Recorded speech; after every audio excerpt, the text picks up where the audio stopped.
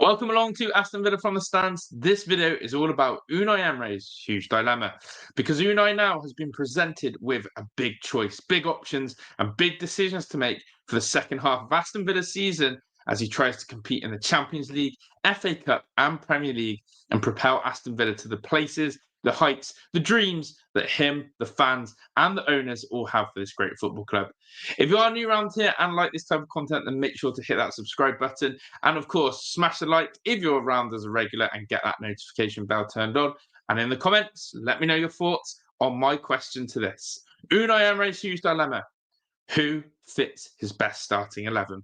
And that's what we're focusing on today because Unai now, with the January transfer window, has massively bulked out the squad in terms of our attacking options, but also has some decisions with our midfield and who plays in defence. And that's something that we're going to highlight and outline today. And I think there's no better place to start than, of course, the front line. And let's get straight into this. We all know that for the first half of the season, Unai's dilemma was John Duran or Ollie Watkins. And we knew that actually Unai showed a lot of faith in Ollie Watkins, continually to choose him to start games in the Premier League over John Duran, who was making an impact by coming off the bench and scoring regularly. And therefore, Villa fans started to question, why was John Duran not starting games? Why was he so faithfully, blindly loyal to Ollie Watkins when you've got someone who had the best goal-to-minute ratio across Europe? Well, as we know, Unai is loyal to players, does see something different in the team. And the fact that John Duran went in January sort of proves to me and us Villa fans that actually Unai did know what he was doing with that. He did have a better foreseeable outlook for the future and always kept Ollie Watkins as his number 9.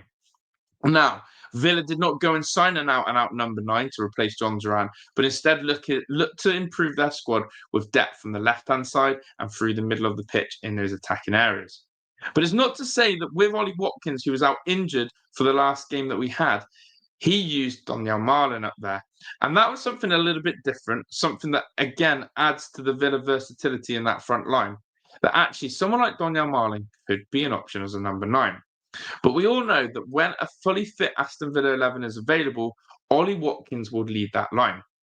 However, the question is then, who plays where behind him? And for me, it seems really clear that Unai has now got backup in depth in every role in 2 strong positions. Something that he probably wanted in the summer, something that he was hoping the likes of Leon Bailey and Jadon Philogene would add on the right-hand side, and it's just not worked out. So on that left-hand side, Marcus Rashford and Jacob Ramsey are now fighting it out for that left wing spot. And what's quite interesting is you could probably argue that Jacob Ramsey is hitting his best form yet for Villa this season and for the last couple of seasons, as he has been in and out with injuries, as Marcus Rashford has announced himself as a Villa player. Now, we all know Rashford hasn't come to Villa to sit on the bench. He was doing that at Manchester United. And the talks between him and Unai Emery certainly would have been about game time. But Unai has that dilemma at the moment. With the form of Jacob Ramsey that he's in, with his goals and assists that he's producing, and big goals as well, is Jacob Ramsey currently undroppable at the moment, and Marcus Rashford therefore has to sit in the wings? Or is it a case that really a quality player like Marcus Rashford needs his chance and opportunity to have a rhythm of games, a rhythm of starts, and show his worth? And so I'm interested to see how Unai Emery deals with the Jacob Ramsey situation, and if Jacob Ramsey as a permanent player is used more frequently than we think, or whether Rashford will be someone who takes his place. Then we go into that number 10 role, and I think all Villa fans are screaming out for who needs to play behind Ollie Watkins. And there's only one man for that role, Marco Asensio. We saw the fluidity, we saw the flair, we saw the excitement against Spurs, and the way he had that last 30 minutes absolutely dominated the game, rose the atmosphere, rose the levels of confidence in the Villa players. And all of a sudden, Asensio has almost said, hey, again, I'm not here to sit on the bench, I'm here to play football. And so I cannot see anything but Asensio playing as the second striker. But then that says, what about Morgan? What about Morgan Rogers? Arguably, again, Villa's most dynamic, attacking, creative player. A lot of responsibilities falling on his shoulders. Someone who Villa have looked for to change the game and been one of our top performers. And now, whether you agree or disagree in the comments, I think Rogers has been one of our best top 3 players this season. And for me, he has been best in that central position. So with the left-hand side occupied, where Rogers had to fulfill, where Asensio is probably going to take that number 10. What does that mean for Morgan Rogers? How does Morgan Rogers fit in the team? Well, that then answers the next question on that right-hand side. With Leon Bailey clearly having a decline in form, and with patience and time running out with Leon Bailey, he has also fallen down into that backup position. And I believe Morgan Rogers now needs to occupy that right-hand side, but in an unorthodox way.